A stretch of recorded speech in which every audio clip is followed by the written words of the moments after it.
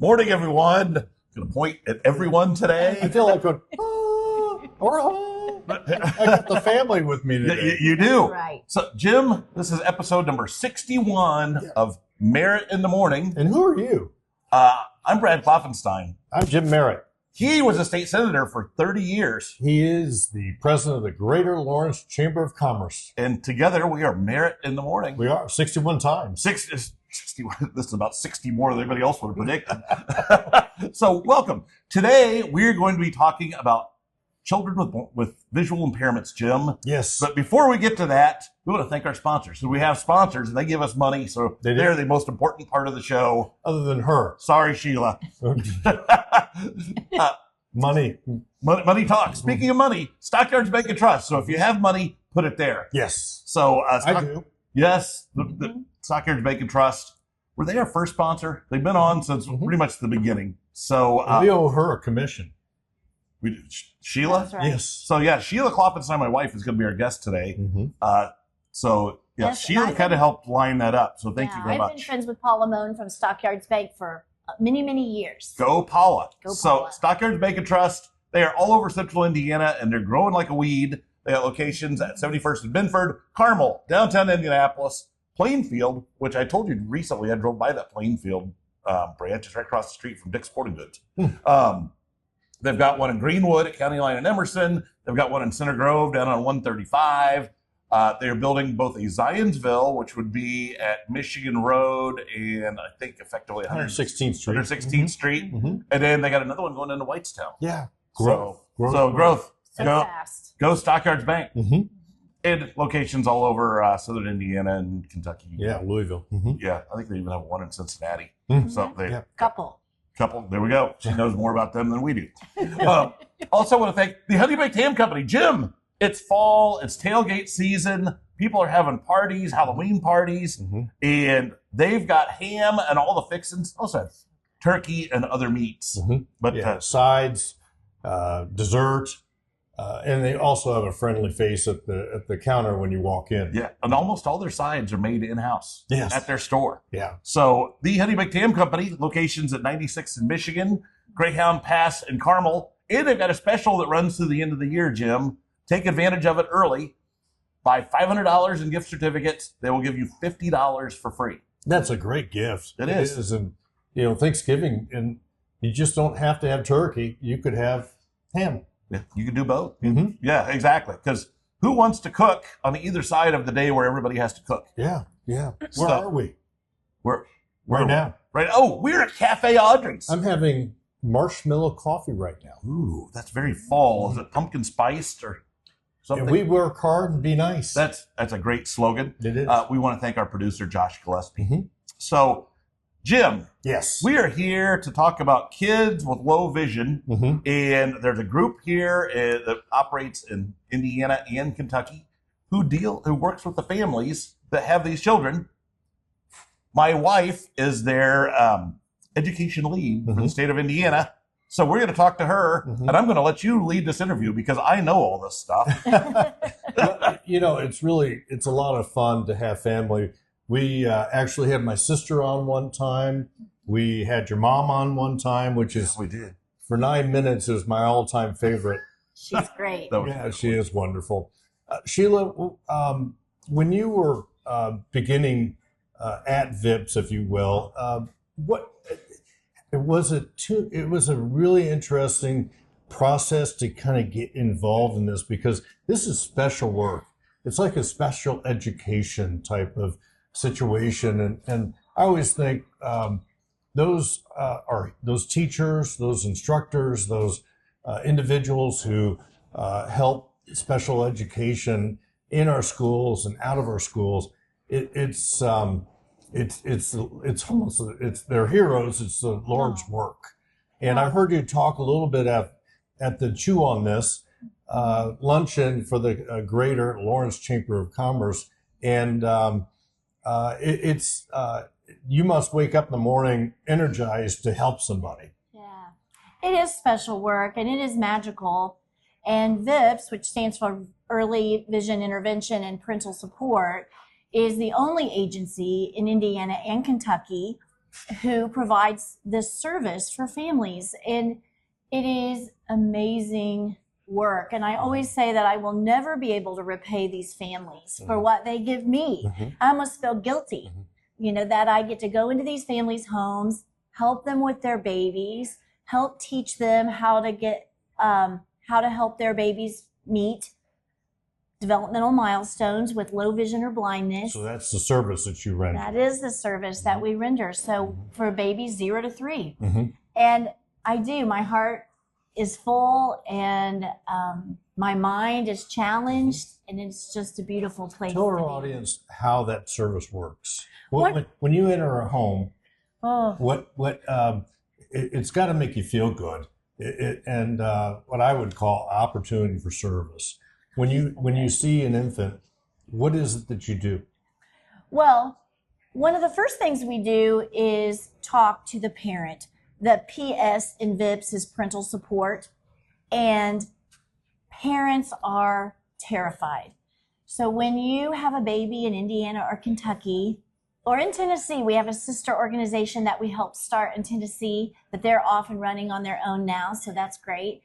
But when you have a baby and you are told that your baby either has low vision or blindness or has the potential to have low vision or blindness due to many diagnoses, syndromes, genetic syndromes, all those things, it's terrifying. And I don't know if you guys have ever played the game Would You Rather, but if you say, would you rather like lose your right leg or go blind? People always say, I would rather lose my right leg, because going blind is terrifying. And having a child, a baby, with all the dreams that come with having a baby, and being told that that baby might have blindness or low vision, terrifying. So one of the first things we do when we go to the home is sit with the parent. There's a grieving process that happens. Oh, I bet so. Yeah, they grieve the idea of the child they dreamed of having. And now they have this beautiful gem that's in their living room, and they are great. They're happy and they love their baby, but they also have this grieving. It's a terrifying duality emotionally for those families. So the first thing we do is that parental support. We talk to them, we find out where they are emotionally, how they feel, and then we help them to the next steps of, let's go forward. You're going to be okay. We're here, and we're going to ride this roller coaster with you, and we're going to be supportive and be with you the entire way. And that is just so fulfilling as a provider, to see parents go, you're going to help us. And it's interesting. And sorry, I'm just really fascinated by this. There was a clip or reel or something on Instagram where there was this baby, and all of a sudden they put red glasses on that baby, and all of a sudden the world just opens up. Now, when a baby is born, talk to our audience a little bit about how when a baby is born and a parent, how do they discover, how do they find out that their baby might be either vision or hearing impaired, and what do you say to prospective parents and new parents of is it wise to get to it early, and how can a parent discover some sort of impairment? Well, I love that you asked that question. It's an important one, because we have some legislation that is in place that automatically tests babies for hearing impairment. We do not have that legislation that automatically screens babies for visual impairment. And that is one of the big advocacy points that we always make, that early detection is so important. And we don't have that legislation in place yet. We are constantly advocating for that. But we want to get the babies as early as possible, because babies' minds and the neurons in the baby's mind fire so quickly and connect so quickly. And the earlier, if it's a brain-based visual impairment, which means the eyes are fine, the ocular nerve is fine, but something has happened in the baby's brain that causes a hiccup when the message is sent. So the picture isn't processed correctly. And I always kind of advocated, if you're old enough to remember when you had to take your film to CVS, the camera worked perfectly, the film worked perfectly. You take it to CVS and the developing machine is broken. You don't get your picture. So That's a great metaphor. Yeah. If you're old enough to remember taking it to CVS, right? Yeah. The little huts. Yeah, your little hut is broken. You can't get it to give you your picture. So with neuroplasticity, which is making new road maps, making new connections in the brain, babies are so fast at that. So early detection for parents to be or new parents. Yes. So we like to say, take your baby to a pediatric ophthalmologist as soon as you want, as soon as you can. Even if your baby hasn't been even if your pediatrician says, looks great, it never hurts to have a second look with a pediatric ophthalmologist. We have a study going on now in partnership with Riley Children's Hospital, and in their NICU, they are screening all of the babies for CVI, which stands for cortical visual impairment. And that's that brain-based hiccup that doesn't let the picture get developed. And we're so excited about that because Riley has jumped on board with VIPS to trial this screener called the NAVEG. It's being used in Europe, and we're hoping that it really takes off in the United States. So we're excited about that. Great prevention. Yeah. So now you work with kids and families that are ages newborn to 3 years old. Why is that your niche? I love that. It is because several reasons. One is because if you have a child who is born with low vision or blindness, or the possibility of having it in the future, then there is no one to help you unless you're connected with VIPS. We're the only ones, the only agency that does this work. And until you get to developmental preschool, possibly at 3 years old, then the public schools take it over. But that 0 to 3, that neuroplasticity, the brain is so it has that plasticity where we can make those connections. We can actually help a child's brain learn to see. And that's what we do. And the earlier we can get a hold of them, the better. What happens is if we do not get, we love to say we get our hands on these babies. If we do not get our hands on these babies, they will show up at school at 3 years old and be significantly more developmentally delayed. Because a blind baby will struggle with, I always use crawling, for example. Everyone's familiar with crawling. Everybody's baby crawls, and if a baby has blindness or low vision and begins to crawl and bumps their head every time, or falls down the stairs every time, they will stop crawling. What's an early indicator for a parent, a new parent? I had one child and then twins. And so I think it worked out really well that way. If I would have had twins to start with, I think it would have been very difficult as an inexperienced father.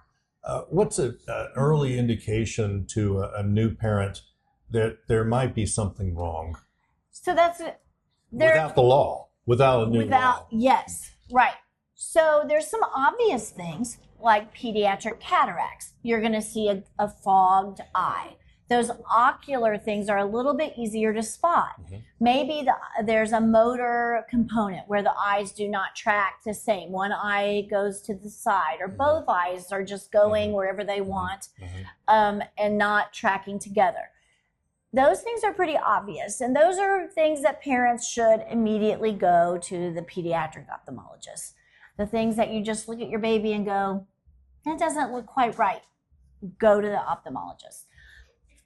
The brain-based, like I said earlier, the eyes are great and the optic nerve are perfect, but the brain is not processing. It's a little harder to detect. some symptoms of that could give you a clue is the baby doesn't make eye contact. Faces are very hard to look at.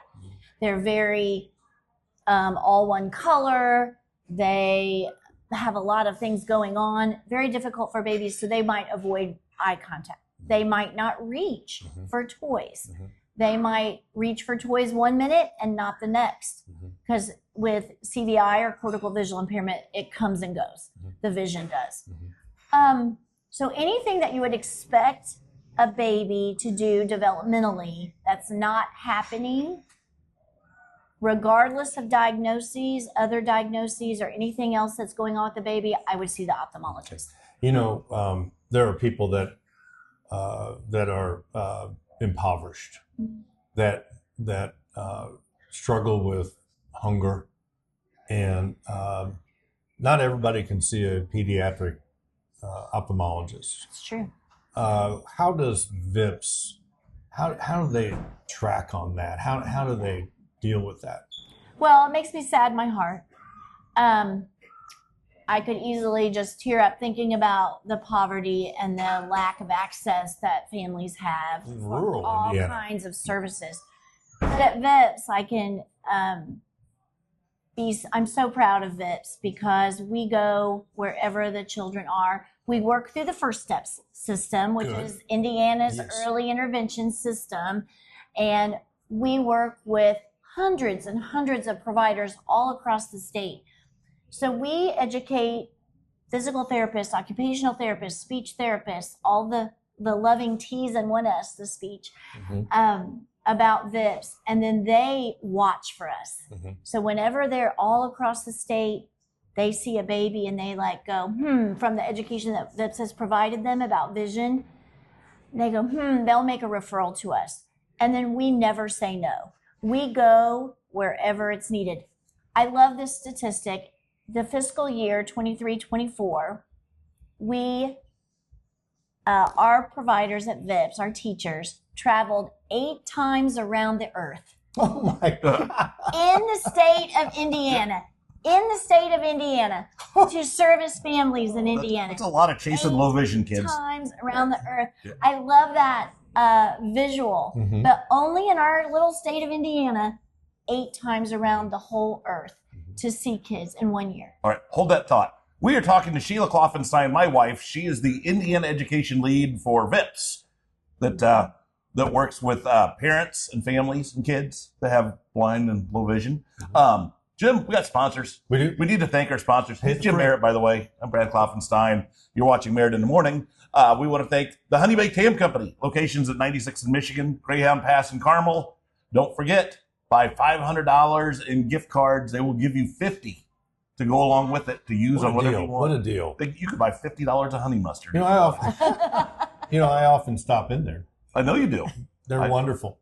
Oh, they're awesome. When I go in there and do a little shorter reel or whatever you want to call the terminology, the young lady at 96 and Michigan Road knows who I am now. And when I walk in, and she'll go, "What are we going to do now?" Because she films the reel for me. Have you ever been a celebrity and a regular at any place prior to? No. Honey Baked- Celebrity. the Honey I'm Baked not, You're a celebrity now, Jim. I am. You walk in, you're recognized. They get your order ready. yeah. They call you Mr. Merritt. Yeah, no, they just know it's a classic ham sandwich. Might not even know your name. No, probably not. Also want to thank Stockyards Bank and Trust. Great place to put your money. I know. Hello! Thanks, Paul Bone, for all your support you've given us.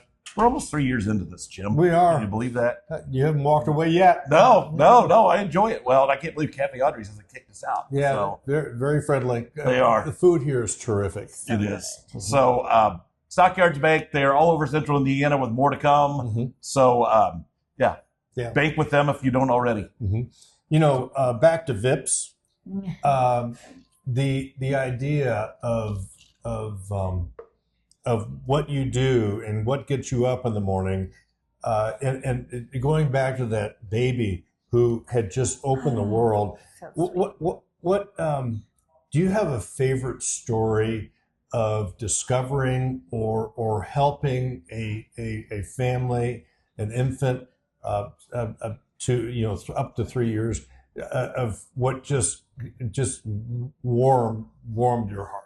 Oh my goodness. I have so many, but one that stands out, I had a little guy, and it was my first visit. He is totally blind.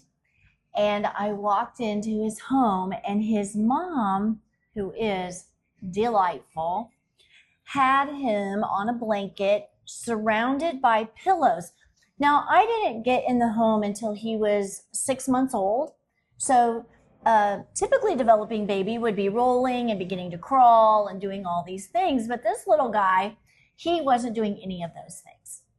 And I walked in and I see all of these pillows, and he was really confined to that space. And so I talked to Mom for a while, and I kept looking at the little baby and thinking, what's going on? And she's like, he's not crawling, he's not rolling.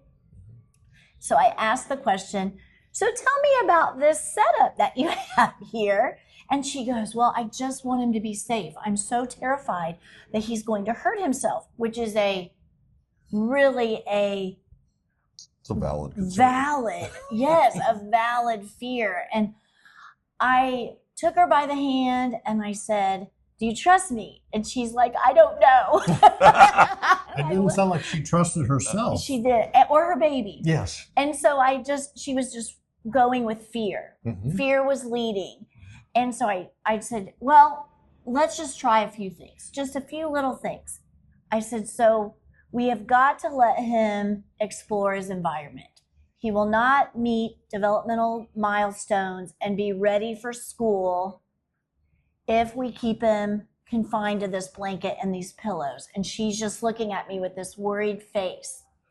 And I said, we have to be fearless, Mom. We have to be fearless. We have to be fearless for him. He can't be, I don't care what age you are, if you are going to lose your vision, or you've lost your vision, or you've never had vision, fear is your greatest obstacle. And so, in most things. Yeah. Exactly. And these babies fall right into that category. We cannot allow them to be fearful. They have to explore. They have to bump their head, as painful as that is, as parents. So we removed all the pillows, and he immediately, because it's in our being as humans to move. So he immediately started moving and like rolling, and doing all these things. And so I gave her some hints and some strategies, and I said, can you do it? And she said, because we only see families twice a month. So she wasn't going to see me again for 2 months or 2 weeks. I said, are you going to be able to do it? Just these 2 or 3 little things. And she said, I can do it.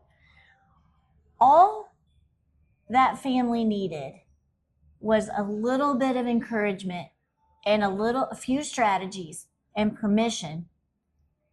Before the next week, she sent me a video, and that baby was crawling. And she was crying in the video. And then I was crying watching the video. So that is one of the most touching. Then the 2 weeks later, he's walking, and I teased with her. I said, oh my gosh, stop. Next week he's going to do physics. I'm like, what is going on? So that's one of the most touching stories of where a parent was truly just terrified to let their baby go and do what babies do. And he did get a few bumps on his head, and he did fall, and he did find a cabinet and open it and empty it, which we celebrated, all of those discovery. It's so exciting to see that. And he's one of my favorite he's not my favorite baby, but one of my favorite stories, because he really inspired me to keep going. Well, it's easier to knock on that next door. Yeah. Heck yeah. When you have success, and a baby shows that what you do is important. But there are many, many stories. I have another story there's a baby that I love so much, and it's a long story, but she wasn't supposed to live at birth, and her mother was encouraged to abort her before birth and refused. And she was born, and she only has 10% of her brain mass. her brain scans are so scary to see. And she is doing amazing things. She wasn't supposed to live. She wasn't supposed to live. She wasn't supposed to live through birth.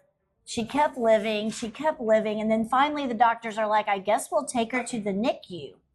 Well, then she wasn't supposed to live just a few weeks, a few months. Then she was going to be blind. You know, all of this terrible news.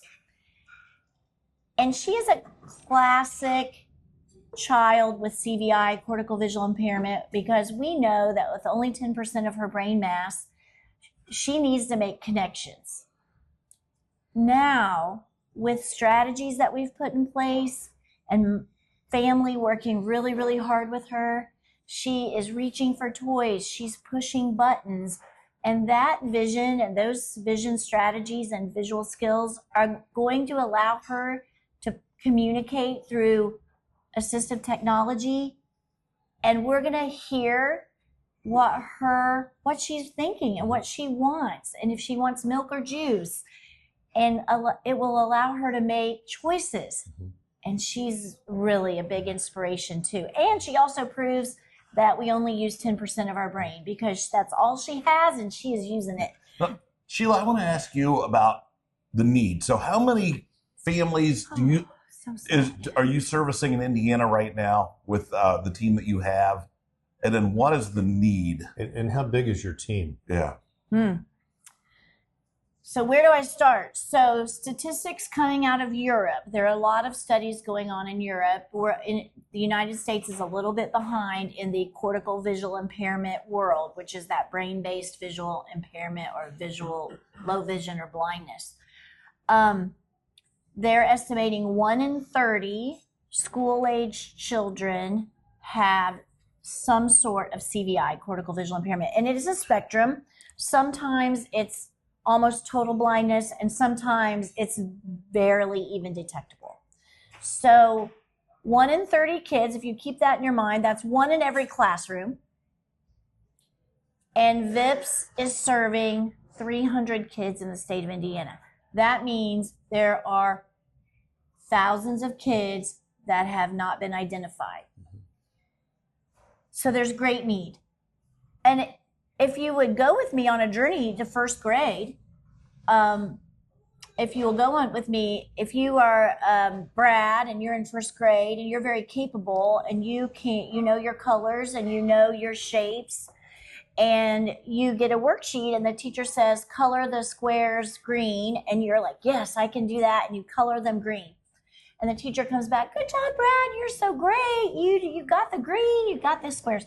She gives you another worksheet and says, now do the rectangles. And you're like, yes, I know what the rectangles are. But this time you look at the paper and you can't see it because CVI comes and goes. So if the brain has a certain amount of capacity, so if Brad has a cold that day, his vision might fluctuate. If Brad's dog died that morning and he's upset about it, his vision might fluctuate. If his parents argued in the morning, that if he changed foster homes, that might cause his vision to fluctuate. So what are you going to do, Brad? You're a stellar student. Now you can't see the paper. What are you going to do? Wad it up and throw it away. Wad it up, throw it away. Rip it up. Throw it. Are you going to throw your crayon maybe at the teacher? I might. Are you going to, because the teacher's going to be disappointed, right? That you're not doing it. I'd ask the teacher, why are you giving me a blank sheet of paper? Right. You might ask questions, right? So when I was a teacher for 20 years in a classroom, knowing what I know now, I would have taught differently. I would have asked different questions. I would have known that one of those children in my classroom statistically, of course more if you play the statistics, the average game, I would have asked different questions and I would have explored it further instead of just sending them into the principal or taking a break in the hallway. I would have asked those questions. So the great need is there. Mm-hmm. We have to find these children. The earlier, the better. The challenge of that is that we are teachers of the visually impaired or blind low vision specialists. That means we're either licensed through the state of Indiana and we hold a teaching license through the Department of Education, or our blind low vision specialists have received specialized training to make them qualified to do this work. We are rare. There are not very many of us. And so if we go on a mission to find all the children, then we don't have the qualified providers to service all of the children. Yeah. And that leads to money. We need money. When I was a very young child, my mom noticed I had a vision problem, and it ended up being a lazy eye. Mm-hmm. And I don't know how. I might have been in fifth grade. I don't remember when it was, but the idea that the ophthalmologist had briefly is that they would patch my strong eye and might make my lazy eye stronger. Yes. But my mom didn't want to do that because of the interaction with other kids. Yeah. It's a challenge. I think that that's just another kettle of fish that you've got to deal with. And I'm sure, of course, being infant to 3 years old, you don't have that sort of situation. Oh, but we do. Do you? Yeah, try to patch a 2-year-old's eye. Mm-hmm. And that's where that parental support, we have tricks of the trade that can help with that patching. Mm-hmm. But yeah, we see that exact thing. And because we serve babies So that have 60 years ago, or 58, 60 years ago, we're still trying to do the same thing. But we have more tricks. We do have more tricks. More procedures, more tools in our toolbox. Right. Yes. All right. So Sheila, in our last couple minutes, I want to ask you, how can people get connected with VIPS? How can they support VIPS? Excellent. Thank you. Mm-hmm. So we are in great need of money. Mm-hmm. The money that is donated to VIPS goes to educating teachers so we can serve families, and then it also allows our teachers to do search techniques in their communities to educate communities to find more kids. So it is a snowball effect in a positive way. The more money we get, the more teachers we get, the more children we can serve. And you can find us at vips.org, VIPS, Vision Intervention Parental Support.org. And there's a donate button right there that you can click and just send us all your money. Mm-hmm. And we will take care of all the babies that need us in Indiana. Very good. Thank you. And Kentucky. In Kentucky. A little bit of Tennessee. A little bit of Tennessee. Our guest this week has been Sheila Klopfenstein, my wife. She is the education lead for the state of Indiana for VIPS. They work with kids with visual impairments and their families. Mm-hmm. He's Jim Merritt. I'm Brad Klopfenstein. I want to thank Josh Gillespie, our fabulous producer, who always puts this together. Thanks to Cafe Audrey's for hosting us most weeks. Mm-hmm. Although before you got here, we were talking about doing another field trip. Oh, good. So we'll talk about that more. Thank you again to Stockyards Bank and Trust. Locations all over town, 71st and Binford, Carmel, downtown Indianapolis, Plainfield, Greenwood, Center Grove, come into Zionsville, come into Whitestown. Who knows where else they're going to be. Also, want to thank the Honey Baked Ham Company. Locations at 96 in Michigan, Graham Pass in Carmel. Don't forget, $500 in gift certificates gets you another $50 to spend on whatever you want. Deal. Jim, it could be slaw. You have $50 worth of slaw, $50 worth of honey mustard. Slaw. Or you could build yourself your own little ham throne. Yeah. So, the options are endless. Something new. So, thank you all for watching. We will catch you again next time. 1